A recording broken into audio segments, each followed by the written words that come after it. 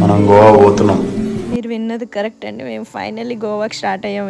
Hi అండి, అందరు ఎలా ఉన్నారు? ఎప్పుడు మేము స్టార్ట్ అయ్యామంటే సమ్మర్లో, మంచి పీక్ సమ్మర్లోని. ఇంకా ఎప్పటి నుంచో అనుకుంటున్నాం, సరే ఇప్పుడైతే బడ్జెట్ ఫ్రెండ్లీ ఉంటాయని స్టార్ట్ అయ్యాం.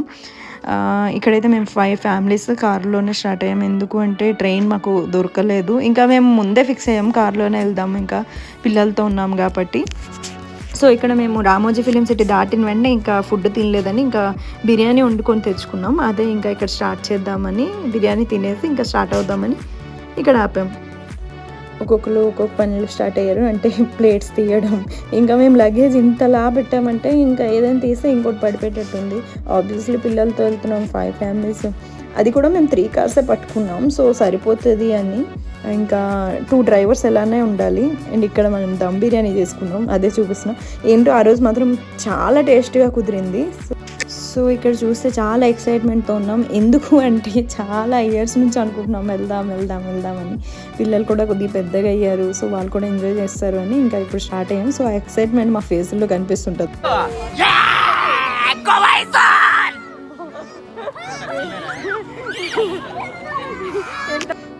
చూసారా, ఇట్లానే ఉంటుంది.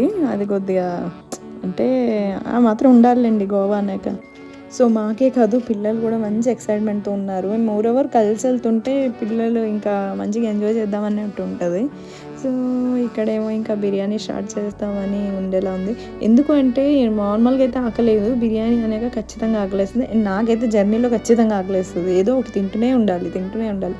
అండ్ ఇక్కడ నేను చిన్న హాయ్ చెప్పి వెళ్దామని అలా కెమెరా ఇచ్చేసి వచ్చాను. బిర్యానీ తినేసి ఇంకా స్టార్ట్ అయ్యాం మేము. ఇంకా అలా వెళ్తుంటే ఇంకా సగం దారిలో ఇంకా ఆగి కొద్దిగా టీ తాగుదామని, ఇంకా వీళ్ళు డ్రైవింగ్ చేస్తుంటే ఆబ్వియస్లీ టీ ఉండాలి ఖచ్చితంగా. సో అది మేము ఇంటి నుంచే తెచ్చుకున్నాము ఇంకా ఫ్లాస్కోలో.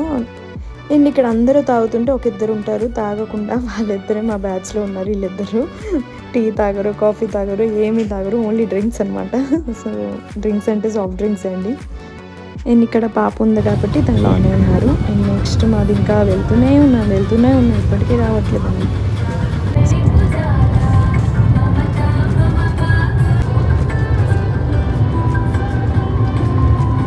సో ఇక్కడ మార్నింగ్ అయిన వెంటనే టిఫిన్స్ కాగాం. ఇది మహారాష్ట్రలో మేము ఎంటర్ అయిపోయాం.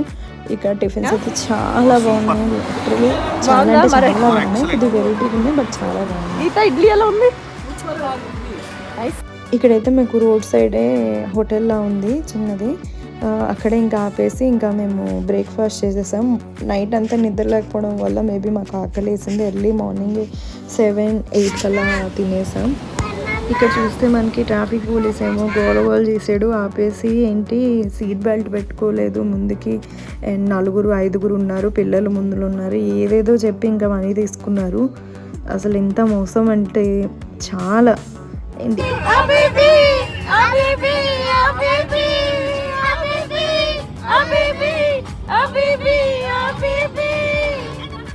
మా సాంగ్ విని భయపడి ఉంటే చాలా సారీ అండి. అండ్ ఫైనల్లీ మేము గోవా వచ్చేసాం.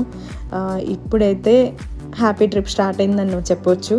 సో ఇక్కడ మేము వచ్చి రాగానే ఇంకా పూలు ఉంటే పూల్లో దూకేసాం అందరం.